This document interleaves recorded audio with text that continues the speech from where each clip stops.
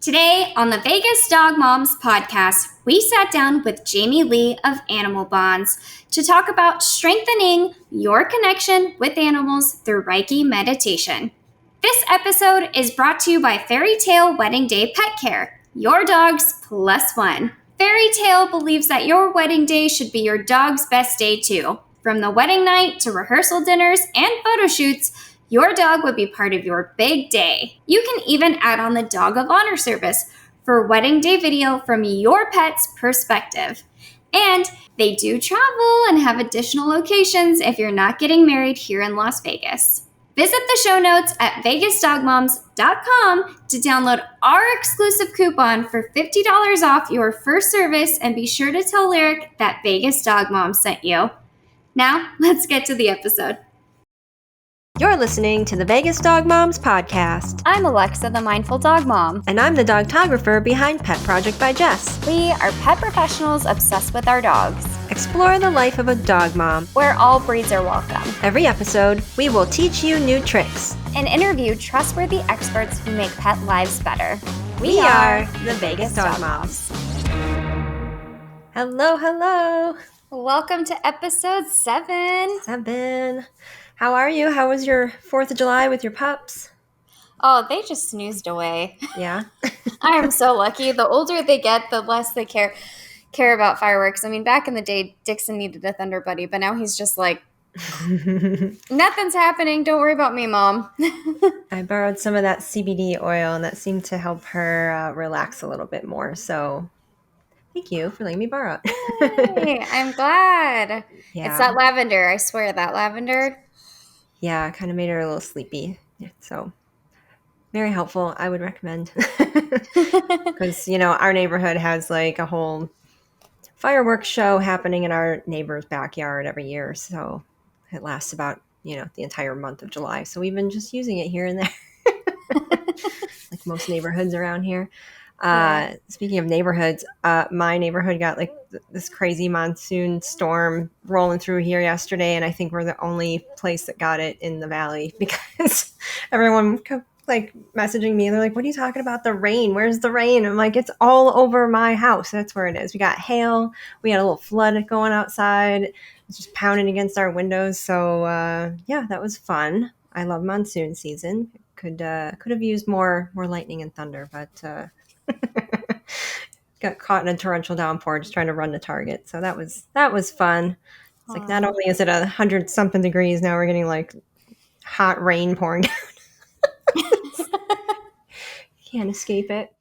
I had a photo shoot recently with a client who was kind of exciting. He wanted to use his dogs to advertise for his business on a bus stop. So the pictures that we took got cut out and put like with his name and his business, and it came out super duper cute. So I'm gonna have to try to like hunt it down and take an actual photo of it. So now like Paws Health Partners has my photo like on their entire window outside, and now my images are on a bus stop.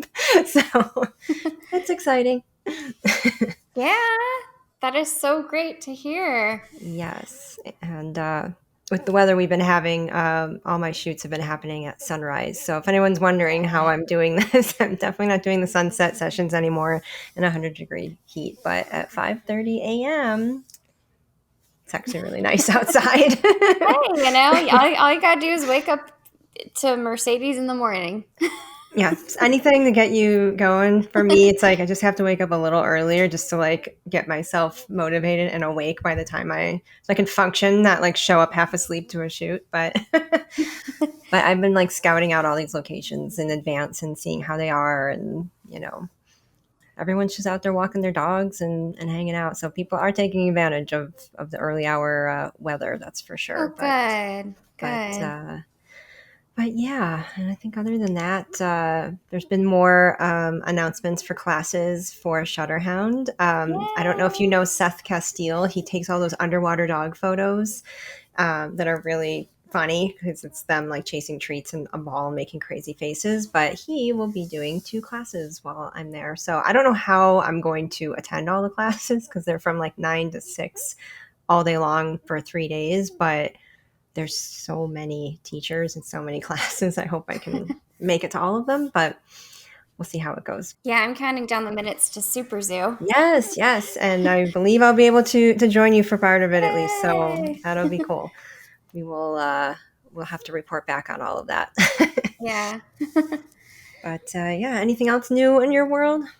Well, on this Sunday, I had fun with everybody on Instagram showing the special episode featuring Rodney and Karen of the Forever Dog book. It was on the History Channel. That's what it was called, the History Oh. Channel. I don't normally watch a lot of TV, but I have Hulu Live, so luckily I was able to watch it live.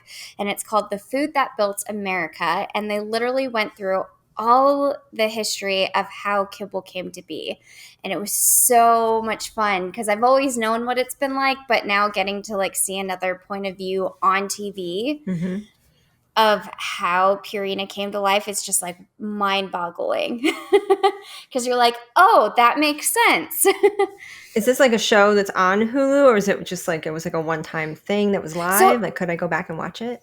yeah, so it's a History Channel series where every episode they talk about like how donuts were made, how fast food was made, just and that's why they call it the food that built America. And there's also the toys that built America where they go over toys too. There's actually a different series, but this one was specifically on pet food. So that was really fun to watch and show back, behind the scenes to everybody on Instagram and get some feedback. Some people were asking, what are some good documentaries to watch? Don't mind Lily. She heard me talking about food. Now she's like, oh my God, give me food. Look at her face. Yeah, for anybody on YouTube, there she is. Mom, you said food. Yeah, and some documentaries I can recommend that are really great and just as detailed as this only 60-minute episode would be Pet Fooled. That's an amazing documentary. You can watch The Dog Doctor, and the Dog Cancer series is also really amazing. Awesome. Yeah. As soon as you said the food that built America, I was like, oh yeah, I have seen that. I think they did a whole thing on like Hershey's chocolate and like ketchup and mustard, like how Yeah. Heinz and French's started, and it's really interesting, like how like Yeah. we started having like cold food, like refrigeration was not a thing for a very long time, and just like how everything just developed. But I did not know there was one on pet food, so I'm gonna have to look that up because Yeah. I borrow Hulu from someone. So cool. Yeah. Hey, you can have my account too. I have like 5 profiles on there for all my family members and Hey, friends. I share things. Not Netflix anymore, but I share some things so I can get some things. So yeah, with that, what are we talking about today? So yeah, today was really wonderful. We got to interview Jamie Lee. She is a local animal Reiki practitioner, and she just taught us all about the connection with the human and animal bond. Yes, I had absolutely no idea anything about Reiki before we started this conversation. So I found it pretty interesting, and we hope you do too. So let's get into it.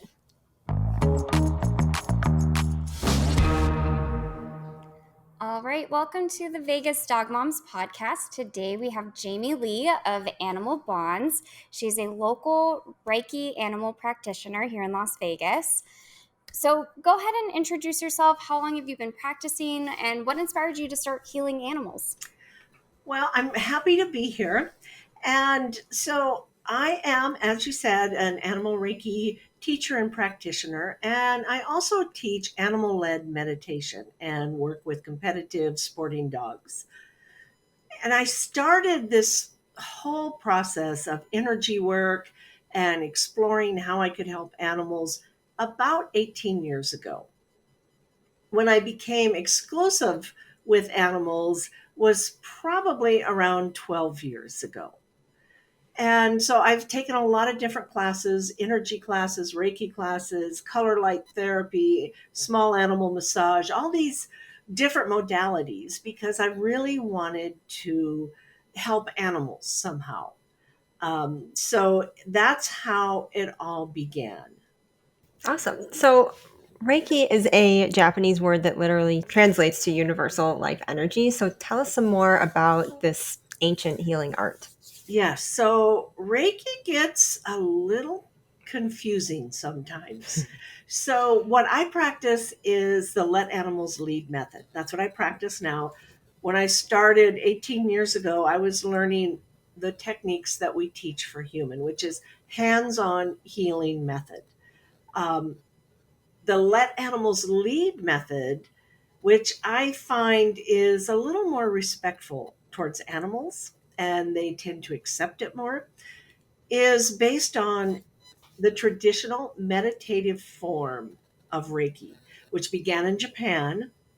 And when it came west, it changed a lot because, well, it was always directed for the person, whatever they needed and where they were at that time in their journey. Because originally, Reiki was a path to enlightenment. And there was some healing, but the focus wasn't on healing. It was about becoming enlightened.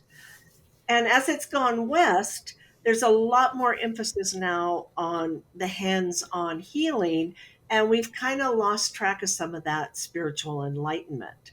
So Reiki has changed. And if you ask people, they may say, it sounds like there's 8 different kinds of Reiki. And in a way, they'd be right. I mean, Reiki is Reiki, but there's a lot of different lineages out there. And so as I've gone through the years studying them, I knew that I wanted to work with animals, and I would see how animals would respond to that. And sometimes they did just fine, and other times they would just get up and leave. I had a Jack Russell Terrier, and it was right after I learned Reiki, my very first class.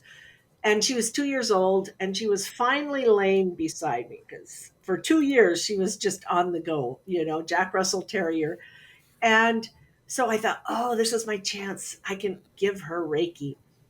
And I remember I put my hands on her and she lifted her head and she glared at me and she jumped off the couch, went across the room and just laid there and glared at me. And I'm like, well, this doesn't work. And what I didn't know then is there's a better way to offer it to animals that is more respectful and that, it's letting the animals lead. Because what she would do after that is get on the far end of the couch. So when I was meditating, she would be on the far end of the couch. What I didn't know till much later is that she was accepting the Reiki at that point, but not when I tried to do it with the techniques I had learned in the human Reiki classes. So what I offer is different than the traditional. For people it's wonderful, because I'm the same way. I like to get on a table. I like to have hands on. I relax and I just let go. But with animals it's different. They may be rescue animals that touch hasn't been the best thing. Um, and a lot of times animals are forced to do things in our world, whether they want to or not, right? You're going to the groomer, you're going to the vet, and they're always Mm-hmm. tolerating what we do to them in the touch. But when we learn to get them to ask for it, that's really powerful. Now, you have classes that are both in person, online. You also do mentoring ships. Can you tell us more about that, including the canine sporting? That's very unique. Yes, yes. So I do offer sessions and I like to talk to people before they book a session just to make sure it's what they want and they know what to expect. The classes I offer are online and also in person here in Las Vegas. I suppose I have traveled before if we have a large enough class, but I like the online classes and most of the students do too because then we do it for 8 weeks. And then, so we meet for an hour, they get the information, they have an opportunity to ask questions, and then they have homework to practice. They know what they're supposed to do the rest of the week. And then they come back and it's like, okay, how did it go? What questions do you have? We go over it. Then we go over the new material and the same thing happens. And so it gives them a chance to really absorb that information. Now, when I do in person classes for the animal Reiki classes, they're usually 2 days, a weekend. We go out to Wendy's Ranch and Rescue. So you get this phenomenal experience of being out at a sanctuary, a 10-acre sanctuary, with animals, and you're actually seeing this, in practice, and it's with animals that you don't know. And so there is that. But for me, I look at it like it depends how you learn. Some people like the 2 day, some people like the slower pace. Because the 2 day to me is like, okay, I've got this fire hose and I'm going to open it up and here's all this information for you guys.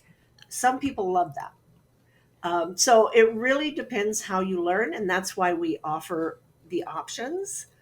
The canine sporting class is a mindset class for dog handlers, and it's actually for anyone, really. I mean, the information that's there is for anyone. And it came about because I had a client who was a retired drug dog. And when he retired, his mom got him into nose work because he needed something to do to keep him out of trouble. He was a German Shepherd and he could get into trouble. So they started nose work. Well, she had this goal that he would be an elite champion. That's what she wanted. That was her definition of success. Well, that wasn't Burton's definition of success. So by the time I worked with him for a year, and he did get his elite grand championship status, but he was ready just to live life. They had worked together every day, for most of his life. And he would go into a search area and look around, and sometimes he'd just go bang bang bang, alert alert alert, here you go, I'm done. And other times he'd come in and he'd look around and then he'd go hit the panic bar and leave his mom standing there. And so, or he'd go flirt with the judges. He'd go over there and sit on their feet and flirt with them. He could care less about working. So she was really frustrated because she knew he knows where those hides are. He knows what he's doing, what's going on. So I began to work with him, and I realized it wasn't him. He was ready to retire. He just was having fun. He wasn't serious about this anymore. But it was her mindset, because she had this mindset that he had to get this elite grand championship and it has to look like this, and you can't go and goof off at a trial. So what we did is I started meditating with him, and I included her in the session because it's really important to include not just the sporting dogs, but like the pet parents, the dog moms. They need to be involved in this because our dogs mirror what's going on with us. And some of this, you guys probably know this already, but some of this is because when we're stressed, when we're angry, anything like that, the hormones in our bodies change. And we release the scent of these hormones through our skin and our breath. Well, you've got these creatures that can have like 100 times better scent work than us. Yep. And so they go, like if you're going into a competition and you're nervous, then they smell it. And they're like, oh my gosh, what's going on? And they don't know it's because you're brand new and you're afraid you're going to look dumb, or, you might miss something. They just know something's wrong. And so they can't focus on the job at hand. And that's with the dog sports and even the dog moms. If you're upset about something happened at work and you bring that home, those hormones, they can sense that, they smell that. And so they don't know that, somebody did something to you at work. They just know something's wrong. So that puts them in a state of stress and anxiety. So that's what was happening with her. And so I included her in the meditation. She learned to meditate. And we began to talk about, well, how many points does he really have to get this time? It's like, well, okay, I'll be happy if he gets 47. And I'd kind of wink and say, did you hear that? And so he would go and get 47 points for her. And so he did get his elite grand championship. And when I would meditate, one of the tips that I used, and anybody can do this, um, is when you meditate with your animal, find a music that's relaxing, that you really like, and use it every time. And so we did that with Burton, and he got to where he knew that music, and he would just go lay down and get ready.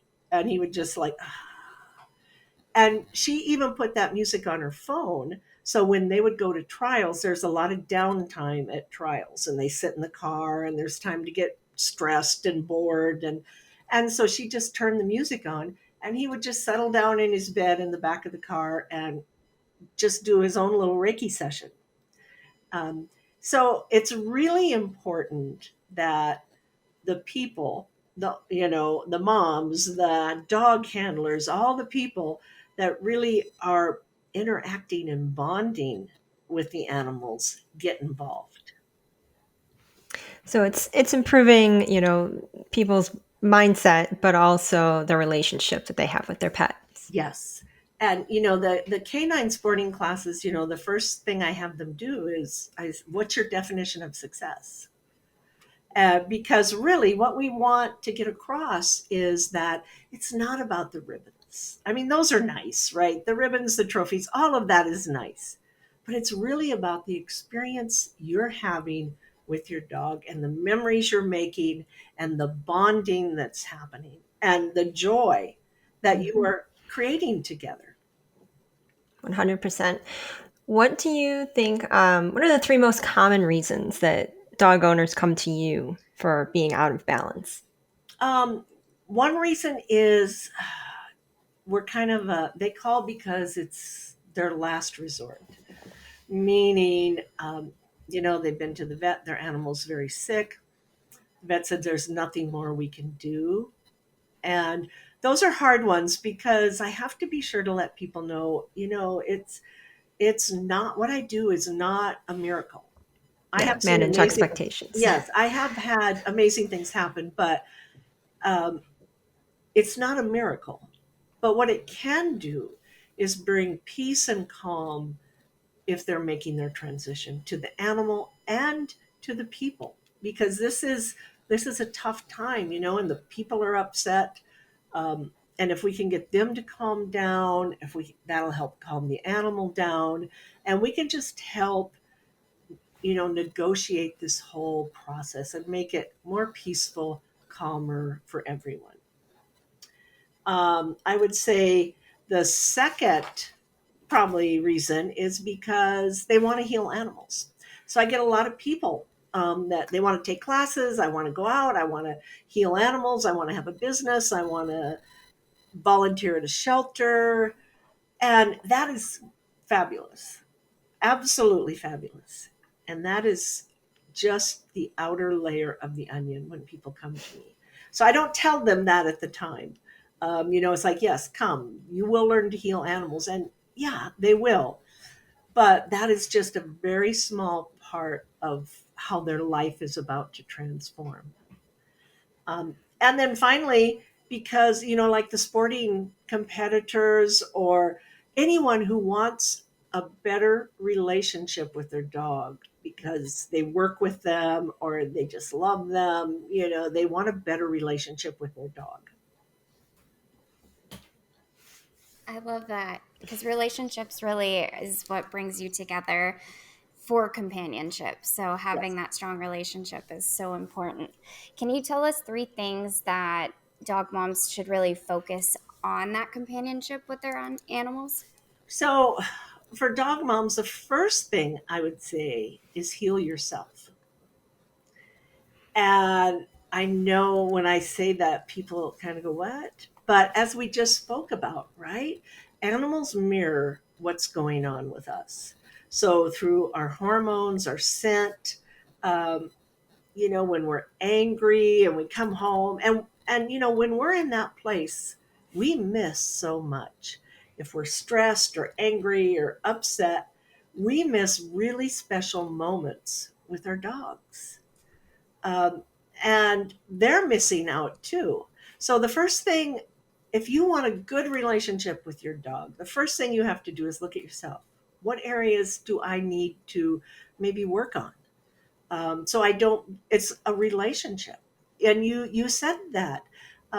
This is a relationship we have with our dogs, and like any relationship, it takes two. It's not just, our dogs are not just these creatures that love us and just blindly follow us. They do love us and they will follow us, but there's more to them than that. And we have to be aware of that And we have to be aware of how our behavior, our emotions, our energy affects them. Um, so healing themselves so they can be, then everybody's happy. It's peaceful. It's joyful. So that's where it starts. It starts with us. Then it starts as seeing your animal companion, your dog, as a partner, a family member, not just, you know, somebody that you have to do everything for. Now, we all take that on and we happily. I do that. I have 3 dogs. They're my family, they're my kids. I got to make sure they get fed. I am responsible to them to make sure they have food and, they have good health. And I do the best that I can for them. But it's not like it's my way or the highway. I'm the boss, and the pack leader, like everybody talks about. It's not that at all. Um, Animals, all animals, but especially our dogs, but all animals have their own desires, their own intentions. They want to live a happy, peaceful life where they do things that they enjoy and they have fun. Um, and so what's happened, I think, is, in this society, there's a lot of advantages to domestication for people and our pets. Definitely. Like living in a large city as a single woman, there's a lot of advantages. There's things nearby that if I was out on, 10 acres out in the middle of nowhere, it would be very difficult for me when things went wrong or I had to do something. So there's definitely advantages to bringing our animals into our home. I'm not saying that. But in the wild, they would have freedom of choice. If they were hungry, they would just go hunt. They wouldn't wait for us to put the food, in the dish or put it down. Um, if they wanted to go get a drink, they'd go find some water. They would decide who they wanted to pair up with. They would make all those decisions. And so, just like we do, that's what we want. We want to decide in our work. Well, does our work have meaning? And is it something that brings me joy? And, so we want to make our decisions too. And what happens as, we've brought the animals in, we have kind of taken away that choice. And so I really encourage people to create safe opportunities for the animal to choose. And that could be, you've heard it before, the sniffari, when you're on your Mm-hmm. walk and then you give them time to sniff and explore and you just go along and you make sure they're not getting into trouble or doing anything Yes. that isn't safe, but let them do that. Or maybe you, like if you feed kibble, maybe you just throw it out in the grass and say, there you go, and give them a chance to sniff around and find that. If we can create safe opportunities to give them the freedom of choice, I think that's really important. And then the last thing I'd say is I think as pet moms, dog moms, we have to develop our own code of ethics on how we treat animals, how we are, and not just our dogs, because we love them, right? But how do we treat all animals? How do we, show up for animals in this world?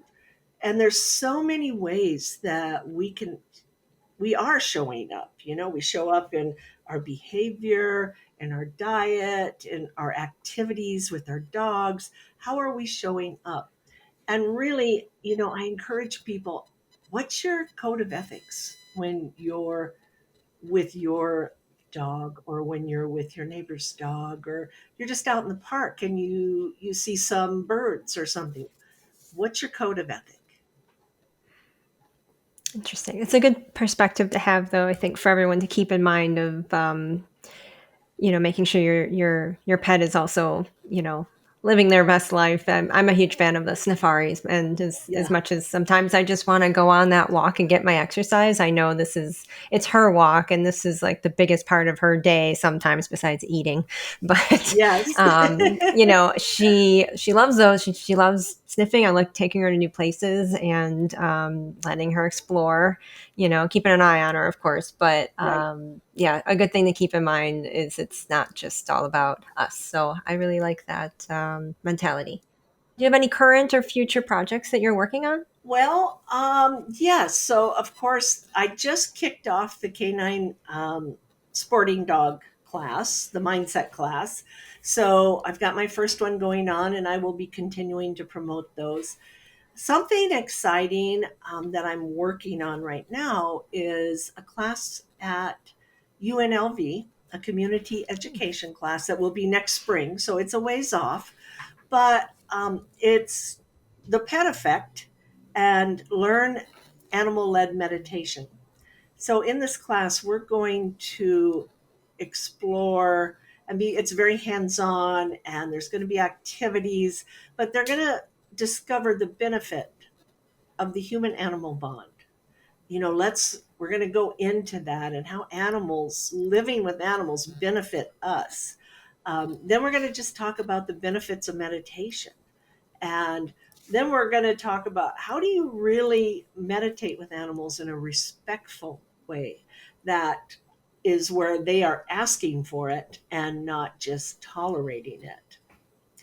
And then how do you bring this into your life? Well, it's through your mindset, but there's little hacks you can do every day. Because, when I say meditation, a lot of people are like, oh no, and I don't have time to meditate. And they're thinking of the Buddhist monks who meditate for hours and they're up at 4 a.m. and meditating. And it's like, doesn't have to be that way. This can be so quick. You can do it, in the shower. You can, 5-10 minutes a day is all you need. So there's lots of easy hacks that you can do to bring it into your life to get the benefit. I mean, pets, we know that pets are good for us, right? Dog moms, we know they're good for us. But the rest of the world needs to understand the importance they play because they help us remember who we really are. And when we remember that connection to nature, our role and our place, which isn't always, we're not the masters and the rulers, but we have a place here like everyone else, like all the other beings. When we remember that, we're peaceful, we're joyful, and that's what we all want, the freedom just to live our life in peace and joy. Yeah. That class sounds really interesting. I'm going to have to look that up. I'm excited for it. So there's going to be an online class, and that runs 8 weeks, and then we're going to do 2 Saturdays here in Vegas. Cool. Keep an eye out for that. So, how would we go about with booking you to help our pet? What's the best way? So if someone, they can always go to the website and book. I would prefer that they reach out to me through email first, just so we can talk and I can make sure this is a good fit for them. Um, and so they can do that by my email, which is Jamie, which is JAMIE at animal-bonds.com. And so then once they get a hold of me, if they shoot me their phone number, I'll call them. We can talk. I can see, what maybe is the best thing for them. Maybe it's a session, maybe it's a class, maybe they're interested in dog sports or mindset. So we could talk about that. And we'll put it in the show notes, but what is your website? It's animal-bonds.com. And are you on any social media outlets? Yes, it's Animal Bonds Meditation on Facebook, Instagram. We also have a YouTube channel because once a week we do live free calls for anyone who's interested in or has practiced animal Reiki. If you don't have to have practiced, but if you just want to come and find out more, and we have different topics, it's every Wednesday at 10:30 Pacific time. And those links are on our website as well, how they can join. We do that through Zoom. Great. Is there anything else you want to include that you haven't talked already about? The only thing I would say is the biggest difference, between what I do and human Reiki, which most people are familiar with when they hear the word Reiki. is that this is animals led. They get to choose. They choose if they want touch, they choose if they want the session, they choose how it's going to look, they choose if they're going to get up and get a drink in the middle of it and come back.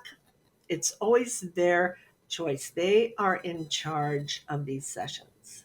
So it's going to look different, and some people may say, well, it doesn't. And I've had people say, my dog didn't do anything but lay down at my feet and fall asleep. So I don't think he took the Reiki.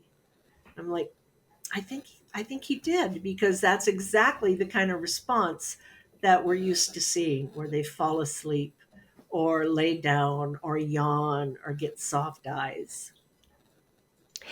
Now, for your classes, like your online classes, should your dog be present for that, for you to be practicing as you're learning, or is it something that you learn and then you apply it later, and then at the next class you say, what worked and what didn't work? That's a great question. No, they do not need to be present. Many times they're in the room, but we're not going to work on the animals.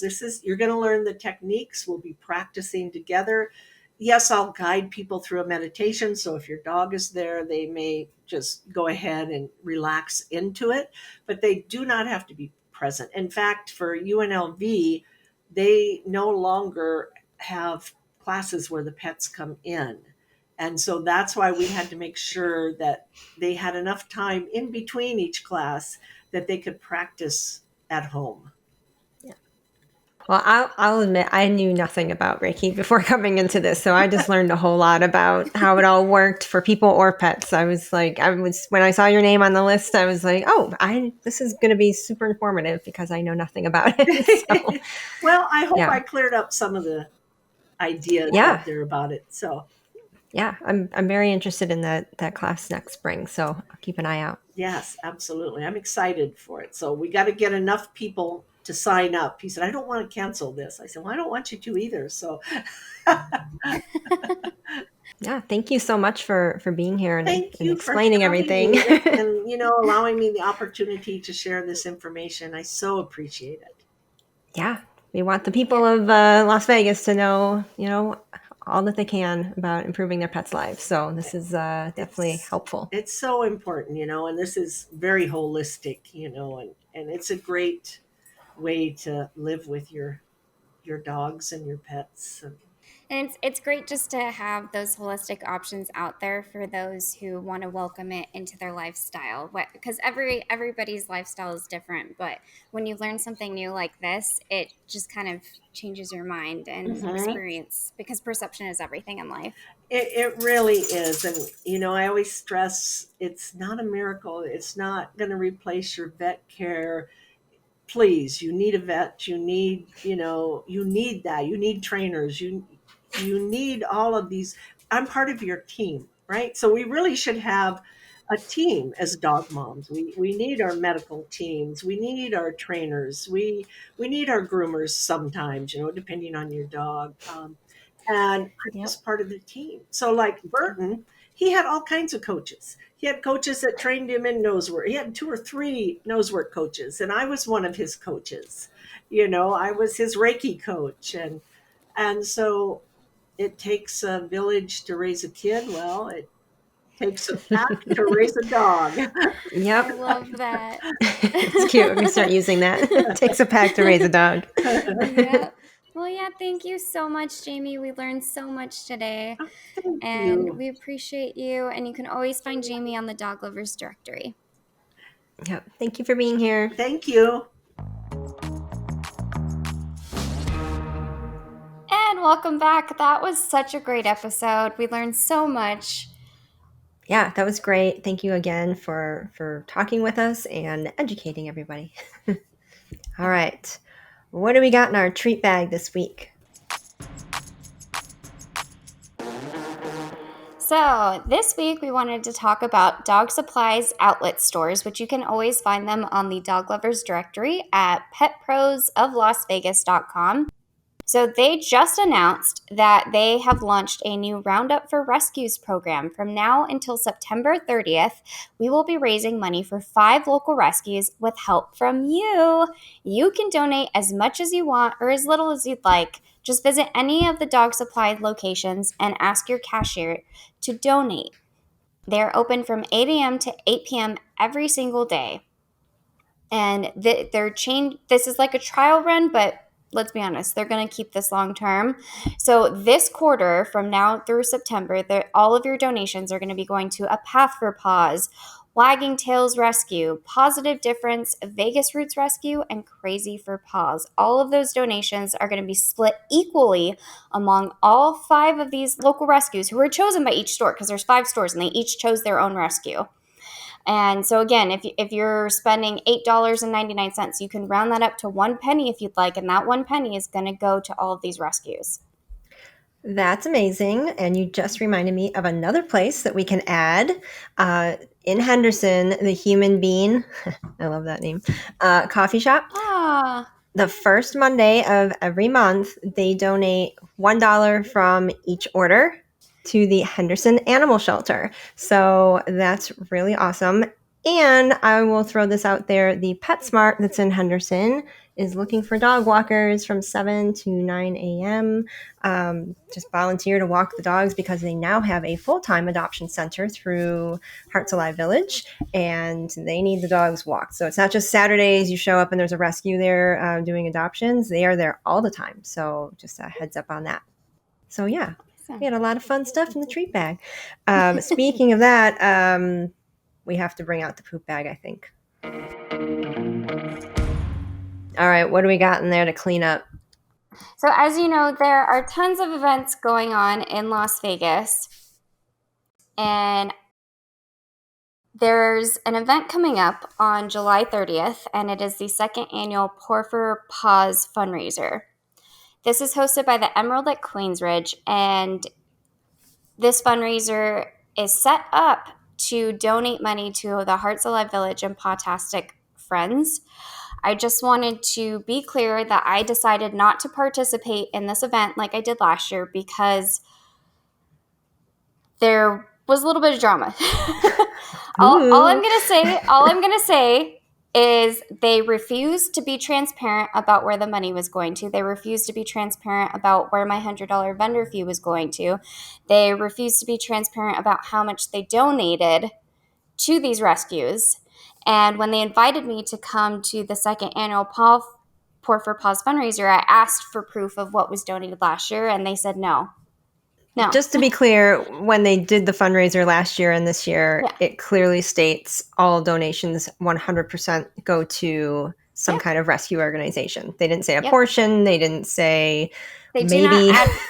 They advertise it as a full fundraiser for proceeds to go to Hearts Alive Village Pawtastic Friends. They're charging $35 for admission or $55 for VIP admission. And yes, they do have, wine, beer, hors d'oeuvres. But the most important part, and they also have a silent auction, but the most important part is this is supposed to be a fundraiser.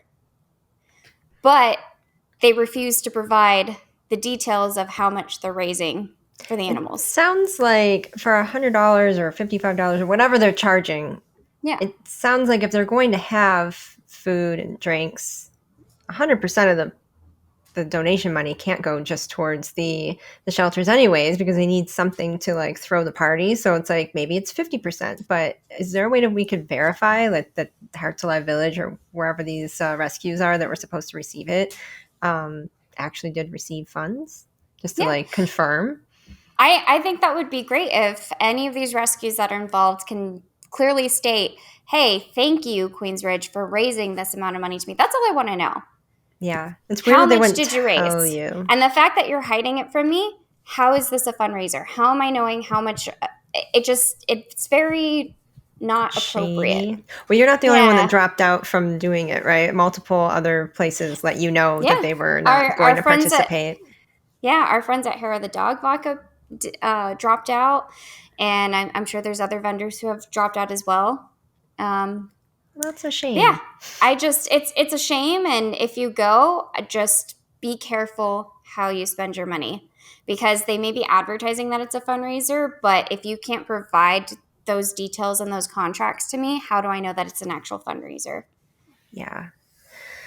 Well, yeah, thank you for the heads up. Be on the lookout for that. Anyone who sees that advertised or you live in Queensridge and you're thinking about going, just be wary that it may not really be going to a fundraiser. Maybe it is, and maybe just a portion of your money is. But either way, just heads up, make your own decisions. And then I also wanted to give a shout out to Go Vegas Dog, who's also known as Realtor to the Dogs, and he's the president of the No Kill Shelter Foundation. He just started a movement called GiveMeShelterLasVegas.com, where you can learn more about the animals killed at the Animal Foundation since 2012. And tomorrow, Wednesday, July 19th, they are doing a city council meeting for the Animal Foundation. And this is the perfect time to speak up and be a voice for the voiceless. Yes, and also maybe they can put into place some higher fees or penalties to people who, hoard animals or abuse animals, because I was recently at the Animal Foundation and they took in a 100-dog hoarding case recently, and I have no idea what happened to that owner. So they're constantly being inundated with dogs and bunnies right now and cats, and if the community doesn't do their part, the Animal Foundation can only do so much. So yeah, it's just a vicious circle. Well, and Give Me Shelter is all about making sure that the Animal Foundation is not overwhelmed. We need to build an additional shelter. So you can learn more about how we can build an additional shelter and support the city of Las Vegas in building an additional shelter at that website. What events do we have coming up? We are returning to the Horse Trailer Hideout. Really excited. We hope to see you guys there for happy hour, or I should say yappy hour, from 5 to 7 on Saturday, July, 29th? Yeah. So, yeah, thank you guys so much for joining us this week. We hope you have a great rest of your day. And all the information that we talked about will be in the show notes if you need to find it. So, with that, I guess just remember, tell your dog we said hi. Thank you so much for listening to this episode of the Vegas Dog Moms podcast. If you liked the episode, please leave us a review and be sure to tell all of your pet parent friends about us. This is a Mindful Dog Mom production produced with Pet Project by Jess. The content of the show is for educational purposes only. It is not a substitute for professional medical care and advice. Please consult with your veterinarian before making any changes to your pet's health based on the topics we discussed today. Did you know you can leave us a voice message with questions and support us on Spotify? If you want to inquire about being a guest or ask a question, please email hello@vegasdogmoms.com. Follow our adventures on Instagram and TikTok by using @VegasDogMoms plus @PetProject by Jess. And you can always visit our website for more details about our show. You can find us on Spotify, Apple, Amazon, YouTube, or wherever you get your podcasts.